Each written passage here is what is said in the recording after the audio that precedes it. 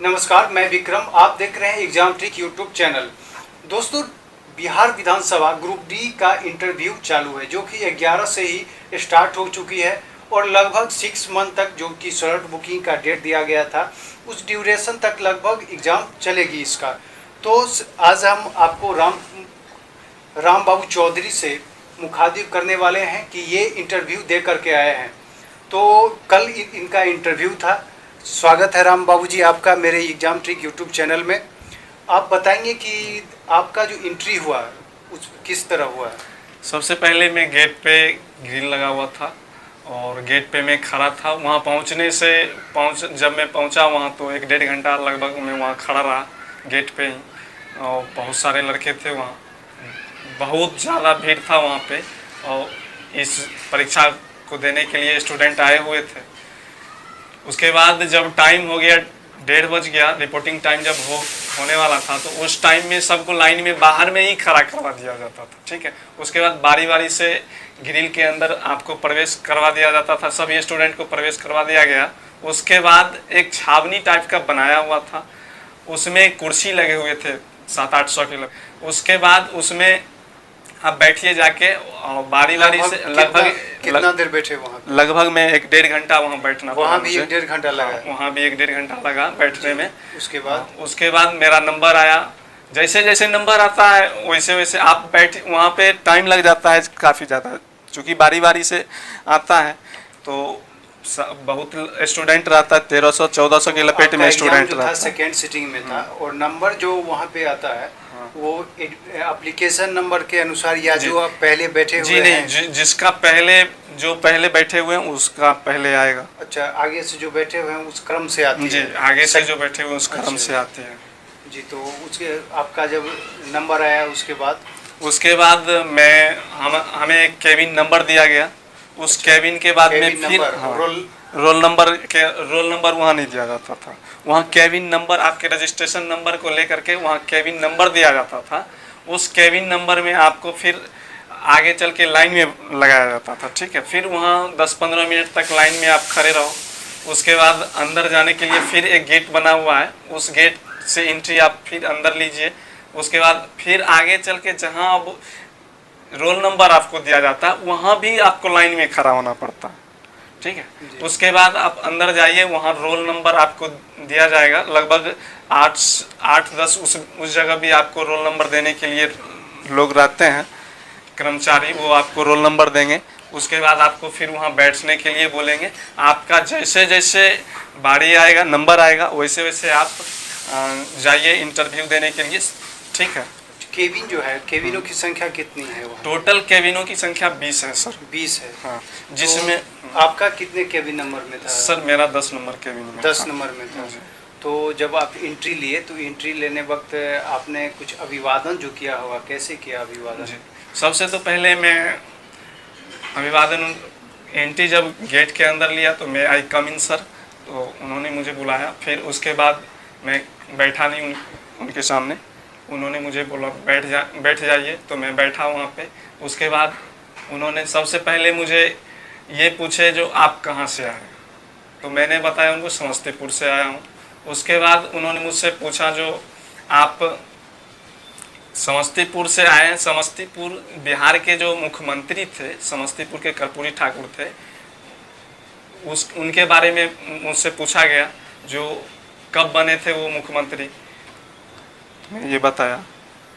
ठीक है, तो उसके बाद 2 क्वेश्चन हुए जी।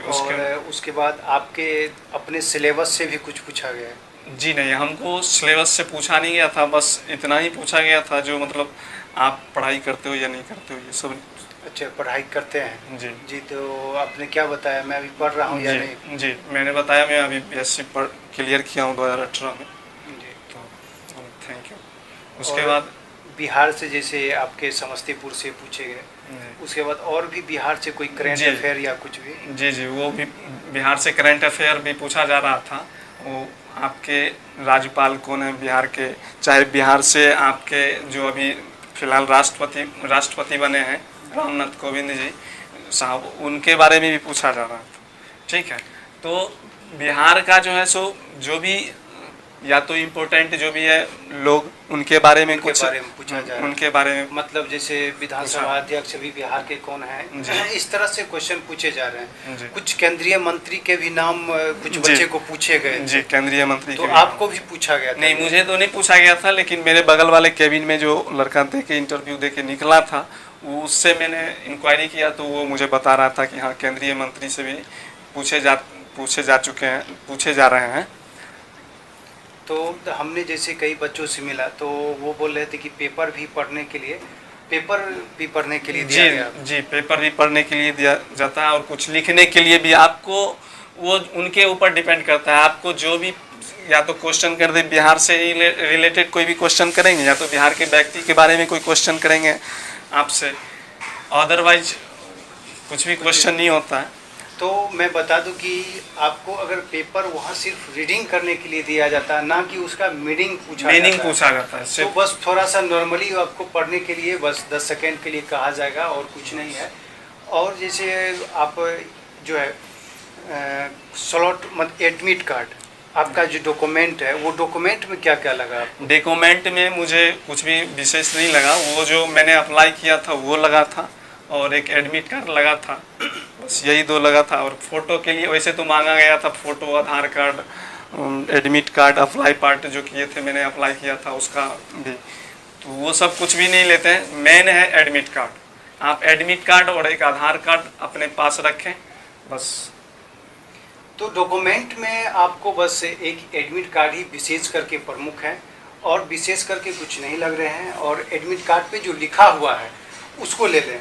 और स्लॉट बुकिंग के समय ही जो आपका रिसीविंग दिया गया था वही आपका एडमिट कार्ड है, जिसमें कि डेट और टाइम लिखा हुआ है इंटरव्यू का। और पोस्ट प्रेफरेंस जो भी नहीं किए हैं, अभी भी डेट बचा हुआ है, पोस्ट प्रेफरेंस कर लें। पोस्ट नेम, और आपको इंटरव्यू में पोस्ट नेम आप किस लिए इंटरव्यू देने के लिए आए हैं इस चीज़ को जरूर ध्यान में रख लें।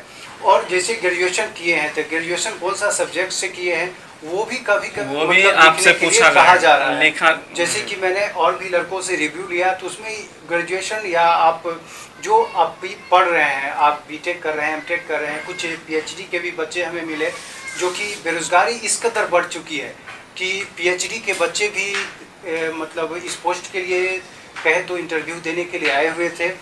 और आपका मैं डेली वीडियो नहीं लोड कर पा रहा हूं क्योंकि मैं वहां से बहुत दूर रहता हूं, तो मैं कोशिश करता हूं कि कुछ बच्चे हमारे अगर वहां तक पहुंच रहे हैं और हमसे संपर्क हो पा रही है तो हम आपको वीडियो लोड कर देते हैं। और जो बच्चे इंटरव्यू दे दिए हैं वो कम से एक रिक्वेस्ट है उनसे कि कमेंट बॉक्स में वो ज़रूर कमेंट करें कि उनसे क्या क्वेश्चन पूछे गए हैं। आप 1-2 क्वेश्चन जो है ज़रूर कमेंट कर दें जिससे कि सभी बच्चे को ये मालूम पड़े कि क्या पूछा जा रहा है। हालांकि इंटरव्यू है, नॉर्मल क्वेश्चन ही पूछे जा रहे हैं। आप धैर्यपूर्वक अंदर जाएं और वहाँ पे घबराने की बात नहीं, नॉर्मली अंदर जाएं और जो पूछा जाए उसमें उसका जवाब दें। अगर नहीं आ रहा है तो सॉरी बोल दें और कुछ विशेष है नहीं। उसके बाद जो भी बच्चे हैं अगर दूर से आ रहे हैं, कहीं भी बाहर से आ रहे हैं, जैसे आपको पूर्णिया से आ रहे हैं, भागलपुर से आ रहे हैं, मुजफ्फरपुर, समस्तीपुर, दरभंगा या बक्सर, आरा, छपरा, कहीं से भी हैं, तो एक सुविधा विशेष करके अभी है पटना में आपका या और भी शहर में है, रैपिडो ऐप। रैपिडो जो है वह एक ऐप है, उसके ज़रिए आप एक बाइक बुकिंग होती है, जिसे आप ऑटो या बस पकड़ के भी आप बिहार विधानसभा के गेट नंबर 6 तक पहुंच सकते हैं। लेकिन उससे बहुत ही बेहतरीन सुविधा रैपिडो ऐप के द्वारा मिल रहा है। आप जो है अपने मोबाइल में रैपिडो ऐप डाउनलोड कर लेंगे और उससे आप बुक करेंगे बाइक आएगी आपको, और लगभग 10 मिनट में आपको स्टेशन हो या आपका मीठापुर बस स्टैंड हो, वहाँ से आपको 10 से 15 मिनट में आपको अपने जगह पर जो है सेंटर पर छोड़ दिया जाएगा।